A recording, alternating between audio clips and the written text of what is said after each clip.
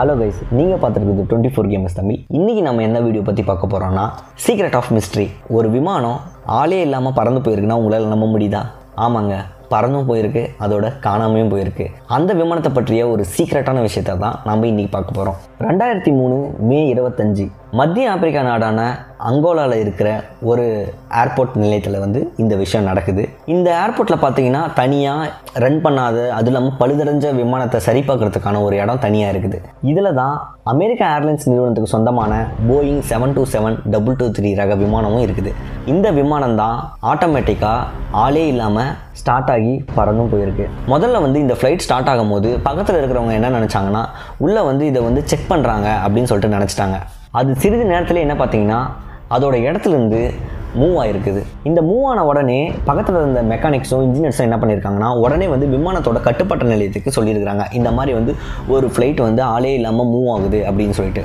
இந்த விஷயம் விமான கட்டுப்பாட்டு நிலையத்துக்கு போயிட்டு அவங்க ரியாக்ட் பண்ணுறதுக்குள்ளவே இந்த ஃப்ளைட் பார்த்தீங்கன்னா விமானத்தோட ஓடுதள பகுதிக்கு சென்றது. இந்த விமானம் பார்த்தீங்கன்னா ஃபுல்லாக பெயிண்ட் பண்ணப்படாத ஒரு சில்வர் கலர் பிளேன் மாதிரி தெரியுது. விமானத்தோட ஓடுதள பகுதிக்கு வந்த உடனே விமான கட்டுப்பாட்டு மையத்திலிருந்து மற்ற விமானங்களுக்கு செய்கை வருது. எந்த விமானமும் தரையிறங்கவும் அனுமதிக்கப்படலை, அதுவும் இல்லாமல் டேக் ஆஃப் பண்ணவும் அனுமதிக்கப்படலை. விமான கட்டுப்பாட்டு மையத்தில் இருக்கிறவங்க அந்த ஃப்ளைட் கூட இன்ட்ராக்ட் பண்ண பார்க்குறாங்க. இவங்க ஃப்ளைட்டை நிறுத்த சொல்லி சைகை அனுப்பினாலுமே அந்த ஃப்ளைட்லேருந்து ஒரு ரிப்ளையும் அவங்களுக்கு வர கிடையாது. திடீர்னு அந்த ஃப்ளைட் பார்த்தீங்கன்னா ஏர்போர்ட்லேருந்து கிளம்பி பறந்து போயிடுது. பறந்து போன ஒரு கொஞ்ச நேரத்திலேயே பார்த்தீங்கன்னா அதாச்சும் கரெக்டாக 14 நிமிஷத்தில் அட்லாண்டிக் பெருங்கடலுக்கு மேலே போயிட்டு இருக்கும்போது ரேடார்லேருந்து காணாமல் போயிடுது. இந்த விஷயத்தை தெரிஞ்ச விமான கட்டுப்பாட்டு அதிகாரிகள் உடனே பார்த்தீங்கன்னா அரசாங்கத்துக்கு இந்த மாதிரி ஒரு ஃப்ளைட் காணாமல் போயிடுச்சு அப்படின்னு சொல்லிட்டு இன்ஃபார்ம் பண்ணுறாங்க. இதை தொடர்ந்து பார்த்தீங்கன்னா அரசாங்கம் விசாரிக்கிறதுக்கு தனியான ஒரு டீமை அனௌன்ஸ்மெண்ட் பண்ணுறாங்க.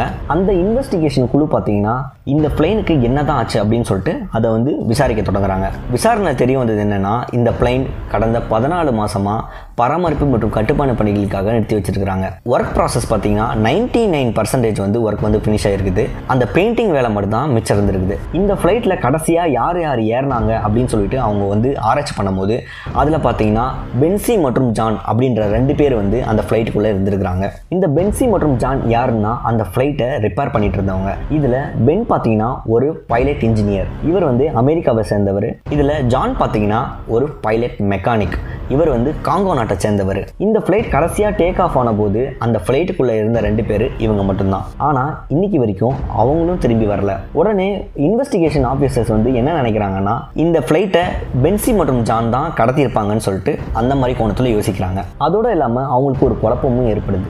பென்சி ஒரு விமான இன்ஜினியர், அவங்களுக்கு விமானத்தை எப்படி இயக்கணுன்ற எல்லா டெக்னிக்ஸும் அவங்களுக்கு தெரியும். ஆனால் ஜான் ஒரு பைலட் மெக்கானிக், அவருக்கு அந்த ஃப்ளைட்டை எப்படி ரன் பண்ணணும் அப்படின்ற ஒரு டெக்னிக் தெரியாது. இருந்தாலுமே பென்சி மட்டும் எப்படி அந்த ஒரு ஃப்ளைட்டை ரன் பண்ண முடியும் அப்படின்ற ஒரு டவுட்டும் இன்வெஸ்டிகேஷன் ஆஃபீஸருக்கு எழும்புது. பிகாஸ் இந்த போயிங் 727-223 ரக விமானம் பார்த்தீங்கன்னா ரொம்ப பெருசு. இதை 3 or 2 மெம்பர்ஸ் தான் ரன் பண்ண முடியும். அப்போ தான் அதோட ஃப்ளைட்டோட சேஃப்டி கரெக்டாக இருக்கும், டேக் ஆஃப் ஆகும்போது கண்ட்ரோல் பண்ண முடியும். ஆனால் பென்சி மட்டும் எப்படி தனியாலாம் இந்த ஃப்ளைட்டை ரன் பண்ணிட்டு இருக்க முடியும் அப்படின்ற டவுட்டும் அவங்களுக்கு எழும்புது. இந்த மாதிரி ஒரு சந்தேகம் வந்த பின்னாடி தான் அமெரிக்காவில் இருக்கிற இன்வெஸ்டிகேஷன் குரூப், அதாவது FBI, அவங்க இந்த விஷயத்தில் மூக்க நுழைக்கிறாங்க. இவங்க இன்வெஸ்டிகேஷன் பண்ணி பார்க்கும்போது அட்லாண்டிக் பெருங்கடலில் வேற ஏதாச்சும் ஃப்ளைட்டோட பார்ட்ஸ் ஏதாச்சும் விழுந்திருக்கா, இல்லை அதே நாளில் காணாமல் போன ஃப்ளைட் வேற ஏதாச்சும் இருக்குதா, அது எதுனா ஆக்சிடென்ட் ஆயிருக்கா அப்படின்னு சொல்லிட்டு செக் பண்ணுறாங்க. ஆனால் ஃப்ளைட்டோட ஒரு பார்ட்ஸ் கூட இன்னைக்கு வரைக்கும் அவங்களுக்கு கிடைக்கல. கடைசியாக பார்த்தீங்கன்னா அமெரிக்க அரசு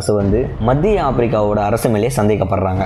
நம்ம ஃப்ளைட்டை இவங்க தான் ஹைஜாக் பண்ணி வச்சிருக்காங்க அப்படின்னு சொல்லிட்டு அவங்க நினைச்சிருக்காங்க. ஆனால் அதுக்கான தடயம் ஒன்று கூட கிடைக்கல. இந்த ஃப்ளைட் காணாமல் போய் இன்னைக்கு வரைக்கும் 18 வருஷத்துக்கு மேலாகுது. இருந்தாலுமே அந்த ஃப்ளைட்டை பற்றின ஒரு க்ளூவோ பார்ட்டு கூட இன்னைக்கு வரைக்கும் கிடைக்கல. அவ்வளோதாங்க. இந்த வீடியோவுக்கு உங்களுக்கு பிடிச்சிருக்கு பிடிக்கலன்றதை கமெண்ட் செக்ஷனில் மென்ஷன் பண்ணுங்கள். மறக்காமல் 24 கேமர்ஸ் தமிழுக்கு சப்ஸ்கிரைப் பண்ணுங்கள்.